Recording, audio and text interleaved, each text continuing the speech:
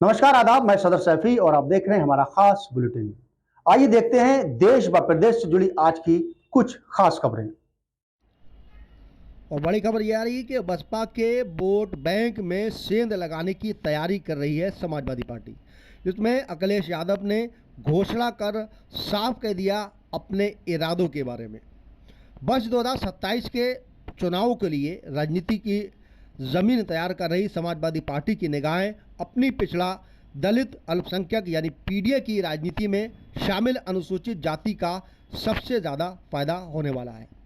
बसपा का cadre vote कहे जाने वाले इस वर्ग में अब डॉक्टर भीमराव अंबेडकर जयंती के सहारे सेंध लगाने की कोशिश होगी। इसके लिए 8 से 14 अप्रैल तक पूरे प्रदेश में स्वाभिमान सम्मान समारोह मनाया जाएगा और संविधान और आरक्षण बचाने के नारे को बार बार दोहराया जाएगा। पिछले लोकसभा चुनाव में भी सपा के इसी दांव को सफलता की एक बड़ी वजह माना जाता है। शनिवार को पार्टी मुख्यालय पर सपा प्रमुख अखिलेश यादव ने जब इसकी घोषणा की तो उनकी राजनीति साफ हो गई। उन्होंने सबसे पहले कार्यालय में सजाई गई महर्षि कश्यप, निषाद राज और सम्राट अशोक की तस्वीरों का माल्यार्पण किया। उनकी कुर्सी के आगे टेबल पर महात्मा गौतम बुद्ध की प्रतिमा भी रखी हुई थी। वहीं संकेतों की इस राजनीति के बाद अखिलेश ने पत्रकारों को बताया कि अम्बेडकर जयंती पर समाजवादी पार्टी बाबा साहेब अम्बेडकर वाहिनी और अनुसूचित जाति प्रकोष्ठ द्वारा पार्टी कार्यालयों, जनप्रतिनिधियों कार्यालयों में आयोजित किए जाएंगे। वहीं संगोष्ठियों के जरिए संविधान की संजीवनी है और संविधान सुरक्षित रहेगा तो सबका स्वाभिमान और अधिकार सुरक्षित रहेगा। लगातार उन्होंने कहा कि हम अब एक नए सिरे से नई शुरुआत करने जा रहे हैं।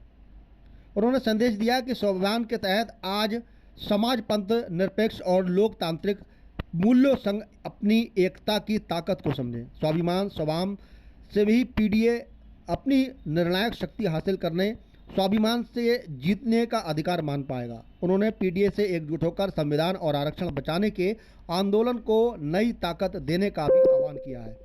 वहीं पत्रकार वार्ता में अखिलेश ने 4 वीडियो प्रदर्शित की, जिसमें सरकार की जीरो टॉलरेंस की नीति जीरो हो गई है। उन्होंने कहा कि पुलिस फिरौती के लिए अपहरण कर रही है। जनता के साथ भाजपाइयों तक को न्याय नहीं मिल पा रहा है। भाजपा अब खुद मान गई है कि उनका 80-20 का नारा नहीं चलने वाला है। मैं उनसे पूछना चाहता हूं कि हम लोग 80 में आते हैं या 20 में। हकीकत में अब मामला 80-20 का नहीं, 90 और 10 का रह गया है। वहीं अखिलेश यादव ने कहा कि पीडीए और महिलाएं मिलकर 90 होते हैं, यही भाजपा को हराएंगे। वक्फ संशोधन पर अखिलेश ने कहा कि सरकार नाकामी छिपाने के लिए विधायक लाई है। अमेरिका टैरिफ लगा रहा है और अर्थव्यवस्था कमज़ोर हो चुकी है। भारत को भी चीन और अन्य देशों पर टैरिफ लगाना चाहिए। ये सरकार सांप्रदायिक राजनीति पर उतर आई है ताकि महंगाई और घाटे के अलावा अन्य मुद्दों से ध्यान भटकाया जा सके।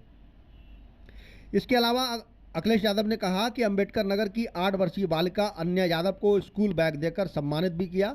वहीं पिछले दिनों बुलडोजर कार्रवाई के दौरान अन्या अपनी किताबें बचाकर भागी थी और उसका वीडियो भी चर्चा में हुआ था। उस दिन पहले अखिलेश ने अपनी पढ़ाई का खर्च उठाने का भी उसका संकल्प लिया और कहा कि जो भी इसकी पढ़ाई का खर्च होगा वो मैं अपने निजी जेब से उठाऊंगा। अखिलेश ने सरकार पर निशाना साधते हुए कहा कि मैं कहूँगा कि सरकार के लिए अन्य बेटी को एक उनके परिवार को जीरो पॉवर्टी योजना से जोड़ दें।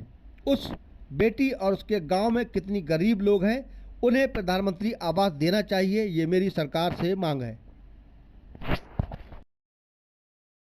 देश व प्रदेश से जुड़ी हर खास खबर के लिए हमारे चैनल को सब्सक्राइब, लाइक व शेयर भी करें।